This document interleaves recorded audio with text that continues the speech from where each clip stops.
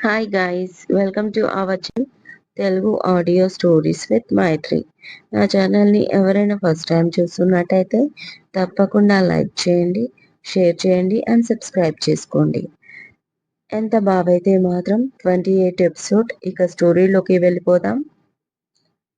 బహుశా తనకు ఇలాంటి సమస్య ఒకటి ఎదురు కాకపోతే దీని నుంచి తప్పించుకునే ప్రయత్నంలో మరొక సమస్యను కొని తెచ్చుకునేది కాదు పప్పి. నాకు ఇష్టం లేదు అంటుంది ఉష.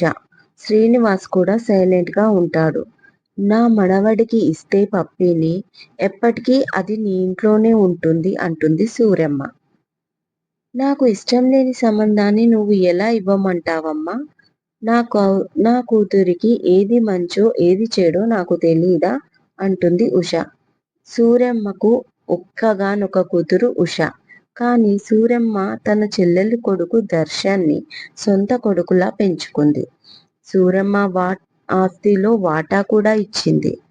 ఇప్పుడు అతని కొడుకు అయిన సాత్విక్కి పప్పిని ఇచ్చి పెళ్లి చేయాలని పంతం కట్టింది. కారణం, సాత్విక్ కూడా డాక్టర్ చదివాడు. ఉషా హాస్పిటల్లోనే ప్రాక్టీస్ మొదలుపెట్టి 1 year బ్యాక్ అమెరికా వెళ్ళి వచ్చాడు. ఇప్పుడు ఒక పెద్ద హాస్పిటల్, మల్టీ స్పెషల్ హాస్పిటల్ పెట్టే ప్లాన్లో కూడా ఉన్నాడు. ఉష ఆస్తి అంతా తన కూతురికే. అది బయటికి వెళ్ళడం ఇష్టం లేని సూరమ్మ అదంతా తన మనవడికే దక్కాలని ఆశ, ప్లస్ ఉషా కూతురు తన కళ్ళ ముందే ఉంటుందనే స్వార్థంతో పెళ్లి చేయాల్సిందే అని గొడవ పెట్టుకుంటుంది. నేను మరొక 2 ఏళ్ల వరకు తన పెళ్లి గురించి ఆలోచించట్లేదు అంటుంది ఉష. నిశ్చితార్థం చేసేసుకుందాం, నీ ఇష్టం వచ్చినప్పుడు పెళ్లి చెయ్యి అంటుంది సూరమ్మ. అమ్మా, నేను దాని పెళ్లి గురించి ఏమీ ఆలోచించలేదు. నువ్వు అడిగావు కదా అని 2 years టైం తీసుకుంటున్నా. అంతకంటే ఎక్కువ కూడా కావచ్చు. నా కూతురు చాలా ఇన్నోసెంట్. తనకి ఏమీ తెలీవు. పెళ్లి అనే పెద్ద బాధ్యతలో అప్పుడే దాన్ని పడేయలేను అంది. సిగ్గులేదు? దానికిప్పుడు 22 ఏండ్లు. ఈ వయసు ఉన్నప్పుడే కదా నీకు పెళ్లి చేసింది. నీకన్నా 6 ఏళ్ల బాబు బాధ్యత పడింది. దానికి అది కూడా లేదు కదా అంటుంది జైని ఉద్దేశించి. నువ్వు అటు తిప్పి ఇటు తిప్పి జై దగ్గరికి తీసుకురాకు అరుస్తుంది ఉష. అది కాదు బాబు, నువ్వైనా చెప్పు. ఎవరికో ఒకరికి ఇచ్చి పెళ్లి చెయ్యాలి కదా. అదే మనకు తెలిసిన వాడికైతే జాగ్రత్తగా చూసుకుంటాడు. నువ్వు తిట్టినా కొట్టినా పడుంటాడు. నా మాట వదిలేయండి. మీరు పప్పిని వదిలి ఉండగలరా? ఒక్కసారి ఆలోచించండి. 2 ఏళ్లు కాదు, 4 ఏళ్లు ఆపుతా నా మనవణ్ణి.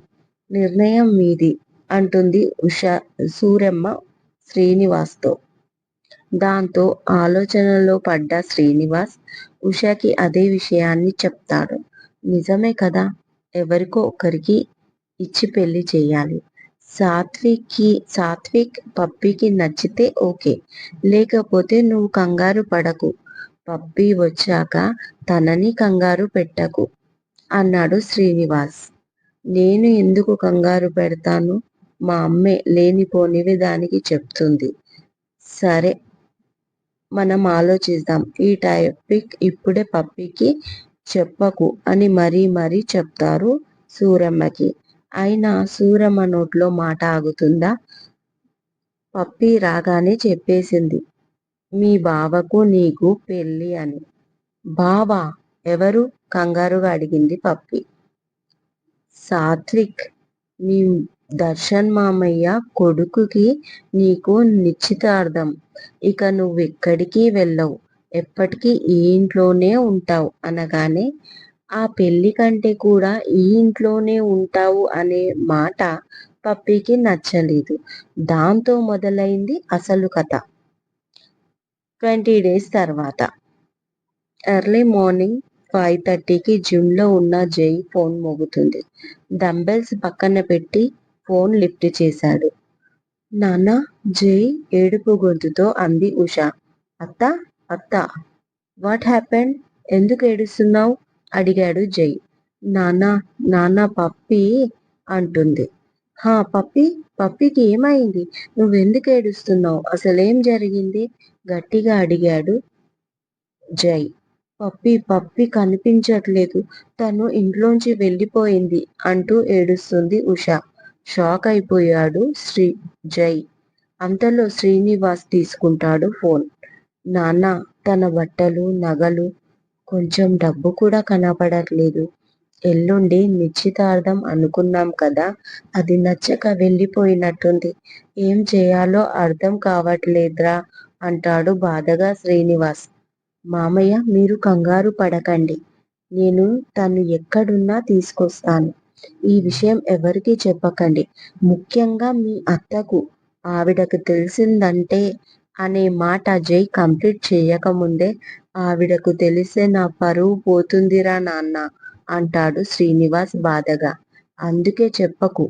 ఎవరికి దగ్గరికి వెళ్ళి ఉంటుంది? ఏమైనా ఐడియా ఉందా అని అడిగాడు.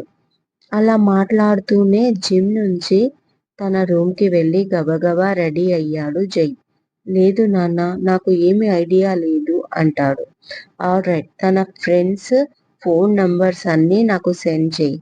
అండ్ సీసీ కెమెరా తను ఎన్ని గంటలకు బయటికి అడుగు పెట్టింది ఆ క్లిప్స్ నాకు పంపు. మీరు కంగారు పడకండి. తన ఫోన్ కూడా ట్రాక్ చేయిస్తాను. అత్తని జాగ్రత్తగా చూసుకో అంటూ కాల్ కట్ చేశాడు జై. మాట్లాడుతూనే బైక్ కీస్ తీసుకొని బయలుదేరాడు. దారిలో జైకి కాల్ చేసి అన్ని వివరంగా చెప్పాడు. ఆ తర్వాత తనేం చెయ్యాలో ఓకేరా నేను అన్నీ చూసుకుంటాను. అలాగే డీజీపీని కలుస్తాను. ఏదైనా ఉంటే కాల్ చెయ్యి అంటూ కాల్ కట్ చేశాడు శాస్త్రి. అదొక పాత గుడి మండపంలో పెళ్లి ఏర్పాట్లు చిన్నగా జరుగుతున్నాయి. ఆ పక్కనే పప్పి పెళ్లి కూతుర్లా రెడీ అయి చేస్తున్నారు. మరో పక్క ఫాల్ రెడీ అవుతున్నాడు. 1 మినిట్ అని రెడీ చేస్తున్న వాళ్ళను ఆపి ఫాల్ దగ్గరికి వెళ్ళింది Pappi. Fall white and white dress లో తలకి బాసింగం కట్టుకొని ఫ్రెండ్స్ తో నవ్వుతూ మాట్లాడుతున్నాడు. పప్పిని చూడగానే వాట్ హ్యాపెండ్ పూర్వి అని అడిగాడు. తను కంగారుగా నీతో మాట్లాడాలి అనగానే తన ఫ్రెండ్స్ అందరూ పక్కకు తప్పుకున్నారు. చెప్పు ఏంటి పప్పి అడిగాడు లాలనగా. అది నేను తప్పు చేయట్లేదు కదా అడిగింది దిగులుగా పప్పి. పెళ్లి గెటప్ లో ఉంది కానీ ఆమె ముఖంలో పెళ్లి కళ లేదు. ఎవరో బలవంతంగా లాక్కొచ్చి పెళ్లి చేస్తున్నట్టు ఉంది తన అవతారం. మిడ్ నైట్ వచ్చినప్పటి నుంచి ఇప్పటి వరకు కనీసం తను 100 సార్లు ఈ ప్రశ్న అడిగి ఉంటుంది అని ఫాల్ అనుకుంటూ ఎన్నిసార్లు చెప్పాను? నువ్వు ఏ తప్పు చేయట్లేదు. సరే ఇప్పుడు ఇక్కడ తప్పు జరుగుతుందనే అనుకుందాం. మరి మీ ఇంట్లో ఎల్లుండి ఏం జరుగుతుంది? అందులో తప్పు లేదా? ఒక్కసారి నిన్ను నువ్వు ప్రశ్నించుకో. అప్పుడు నువ్వు అడిగే ప్రశ్నకు నీకే సమాధానం దొరుకుతుంది అన్నాడు ఫాల్. అప్పుడు ఆలోచనల్లో పడింది పప్పి. టూర్ నుంచి తిరిగి రాగానే సూరమ్మ నీకు బావకు పెళ్ళి అంది. బావ అంటే ఎవరు అని అడిగితే ఇంకెవరు మీ దర్శన్ మామయ్య కొడుకు సాత్విక్ బావతో అని చెప్పింది. రాత్రి తాగింది దిగలేనట్టుంది. ఊరికే వాగుతుంది అనుకుంటూ కామ్గా తన రూమ్ లోకి వెళ్ళిపోయింది. 2 డేస్ అయ్యాక ఆ విషయం కూడా మర్చిపోయింది పప్పి. ఒకరోజు దర్శన్ వచ్చాడు. హాయ్ మామయ్య అంటూ చెంగు చెంగున ఆయన దగ్గరికి వెళ్ళింది. హాయ్ రా తల్లి ఎలా ఉన్నావు? ఏం చదువుతున్నావు అని అన్ని వివరాలు అడిగాడు. తను కూడా ఇంట్లో వాళ్ళు ఎలా ఉన్నారు అని కనుక్కొని కాలేజీకి వెళ్ళిపోయింది. ఆ తర్వాత ఇంట్లో ఏం జరిగిందో తనకు తెలీదు. ఆ రోజు నైట్ శ్రీనివాస్ నీకు సాత్విక్కి పెళ్ళి అనుకుంటున్నాం అని చెప్పాడు. కానీ నాకు పెళ్ళి ఇష్టం లేదు పప్పా అంది. ఎందుకు ఇష్టం లేదు? కామ్గా పెళ్లి చేసుకో. ఒక్కసారి పెళ్లి అయ్యాక ఇష్టం అదే వస్తుంది అంటుంది సూరమ్మ. అత్తమ్మ, నేను నా కూతురితో మాట్లాడాలి. మీరు కాసేపు సైలెంట్ గా ఉండండి అన్నాడు శ్రీనివాస్. లేదు పప్ప, నేను పెళ్లి చేసుకోను. నాకు చదువుకోవాలని ఉంది అంటుంది పప్పి. ఈ పెళ్లి వల్ల నీ చదువుకి డిస్టర్బ్ ఏం కాదు. జస్ట్ ఇప్పుడు నీకు నిశ్చితార్థం మాత్రమే అవుతుంది. మీరు ఎప్పుడు పెళ్లి చేసుకోవాలనుకుంటే అప్పుడే పెళ్లి చేస్తాం అంటుంది భోజనం వడ్డిస్తూ ఉష. నాకు ఇప్పుడే పెళ్లి గురించి ఆలోచన లేదు అంటుంది. కానీ తన మాట వినిపించుకోకుండా ఏదో ఒకటి చెప్తూ ఉంటారు పప్పికి, తనని కన్విన్స్ చేయడానికి. నెక్స్ట్ డే సాత్విక్ వస్తాడు. పప్పిని కలవడానికి వీలుంటుందని ఉష డిన్నర్ కి పిలుస్తుంది సాత్విక్ ని. చాలాసేపు సాత్విక్ పప్పినే చూస్తూ మాట్లాడతాడు. ఎందుకో తనకి ఇరిటేట్ గా ఉంటుంది. దానికి తోడు శ్రీనివాస్ తన రూమ్ చూపించమంటాడు. రూమ్ లోకి వెళ్ళగానే సాత్విక్ పప్పి చేయి పట్టుకొని చనువుగా మాట్లాడతాడు. చిన్నప్పటి నుంచి నువ్వంటే నాకు చాలా ఇష్టం. నువ్వు చాలా క్యూట్ గా ఉంటావు అంటూ. అంతకు మించి ఎక్స్ట్రాలేమీ చెయ్యడు. అయినా తనకి కోపం వస్తుంది. బట్ కంట్రోల్ చేసుకొని మామూలుగా ఉండడానికి ప్రయత్నిస్తుంది పప్పి. వెళ్లే ముందు ఫోన్ నంబర్ తీసుకొని వెళ్తాడు. అప్పుడప్పుడు ఫోన్ చేస్తూ ఉంటాడు. తనకి ఇంట్రెస్ట్ లేకున్నా ఏదో ఒకటి మాట్లాడుతూ ఉంటుంది పప్పి. సడన్ గా ఒకరోజు దర్శన్ భార్య సంధ్య వచ్చి 4 రోజుల్లో నిశ్చితార్థం చేసుకుందాం, ఆ తర్వాత 6 నెలల దాకా ముహూర్తాలు లేవంట అంటుంది. అప్పుడు పప్పికి ఇంకా కోపం వస్తుంది. ఆల్రెడీ తో అన్ని షేర్ చేసుకుంటూనే ఉంది. కానీ నిశ్చితార్థం ఇప్పుడు కాదు కదా అని లైట్ తీసుకుంది. బట్ ఇప్పుడు నిశ్చితార్థం అంటున్నారు. దాంతో భయపడి కి కాల్ చేస్తుంది. నో, ఇలా జరగడానికి వీల్లేదు. నువ్వు నాతో వచ్చేయ్, నేను నిన్ను పెళ్లి చేసుకుంటాను అని చెప్పాడు ఫాల్. ఈ ఎంగేజ్మెంట్ నుంచి తప్పించుకోవడానికి అంతకంటే మంచి మార్గం కనిపించలేదు పప్పికి. దాంతో నైట్ కి నైట్ జంప్ అయిపోయింది పప్పి ఫాల్తో.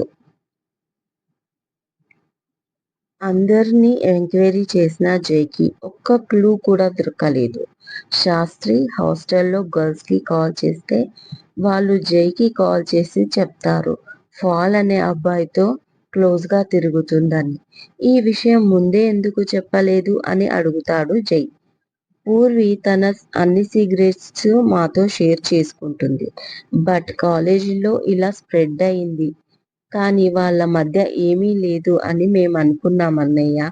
ఇప్పుడు కూడా మాకు డౌట్ గానే ఉంది. కానీ ఒకసారి ఎంక్వైరీ చేయండి అంటారు ఆ అమ్మాయిలు. ఓకే, తన అడ్రస్ ఏమైనా తెలుసా అడిగాడు జై. అతనిది కరీంనగర్ అని తెలుసు. హైదరాబాద్ లో ఎక్కడ ఉంటాడో తెలియదన్నయ్య అన్నారు.